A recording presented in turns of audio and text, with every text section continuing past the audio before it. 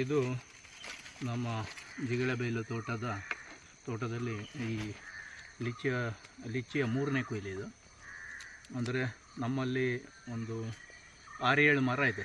6-7 ಮರದಲ್ಲಿ ಒಂದು ಮರ ವರ್ಷದಲ್ಲಿ 2 ಸರಿ ಬರುತ್ತೆ. ಒಂದು ಸರಿ ಡಿಸೆಂಬರಿಂದ ಜನವರಿ ಟೈಮಿಗೆ ಬರುತ್ತೆ, ಅದಾದಮೇಲೆ ಈ ಟೈಮಿಗೆ ಬರುತ್ತೆ.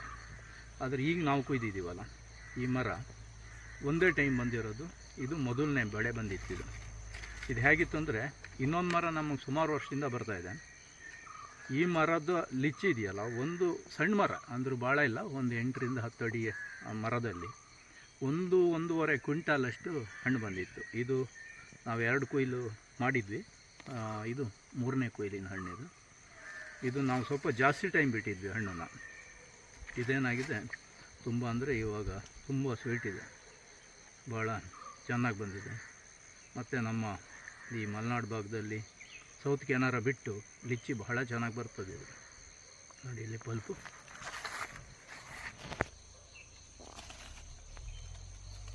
ಇಲ್ಲಿಗೆ ಭಾಳ ಚೆನ್ನಾಗಿ ಬರುತ್ತೆ. ಒಂದು ಮಾತ್ರ ಏನಂದರೆ, ಮೊದಲೊಂದು 4-6 ವರ್ಷಗಳು ಹಕ್ಕಿಗಳ ಕಾಟ ಇರಲ್ಲ. ಯಾಕೆಂದರೆ ಈ ಪಕ್ಷಿಗಳಿಗೆ ಆ ಏರಿಯಾದಲ್ಲಿ ಲಿಚ್ಚಿಲ್ಲ ಅಂದರೆ ಹೊಸ ವೆರೈಟಿಯ ಹಣ್ಣುಗಳು ಯಾವುದೇ ನೆಟ್ಟರು ಕೂಡ ಕೂಡಲೇ ತಿಂದು ನೋಡಲ್ಲ. ಅಂದರೆ ಅವಕ್ಕೂ ಸ್ವಲ್ಪ ಭಯ ಇರ್ತದೆ. ಹಾಗಾಗಿ ಕಾಲಕ್ರಮೇಣ ಬರ್ತದೆ. ನಾವು ಒಂದು ಮರದಲ್ಲಿ ನೆಟ್ ಹಾಕದೇ ಹೋದರೆ, ಅಂದರೆ ನಾವು ಬಲೆ ಹಾಕದೇ ಹೋದರೆ ಆಗ್ತಾ ಇರಲಿಲ್ಲ. ಆದರೆ ಈ ಮರಕ್ಕೆ ನಾನು ಈ ವರ್ಷ ಬಲೆ ಹಾಕಿಲ್ಲ. ಬಟ್ ಇದೇ ಥರ ಬಲೆ ಹಾಕದೇ ಇರಲಿಕ್ಕೆ ಏನು ಬರಲ್ಲ. ಇನ್ನೊಂದು ವರ್ಷ ಹೋಗಬೇಕಾದ್ರೆ ಮತ್ತು ಅದೇ ಥರ ಹಕ್ಕಿಗಳ ಕಾಟ ಸ್ಟಾರ್ಟ್ ಆಗ್ಬೋದು. ಆದರೆ ಇದು ಒಂದೊಂದು ಮಳೆ ಬಂದರೆ ಇದು ಟೇಸ್ಟ್ ತುಂಬ ಜಾಸ್ತಿ ಆಗ್ತದೆ. ನಾವು ಮೊದಲು ಕೊಯ್ಯುವಾಗ ಸ್ವಲ್ಪ ಹುಡಿ ಬರ್ತದೆ.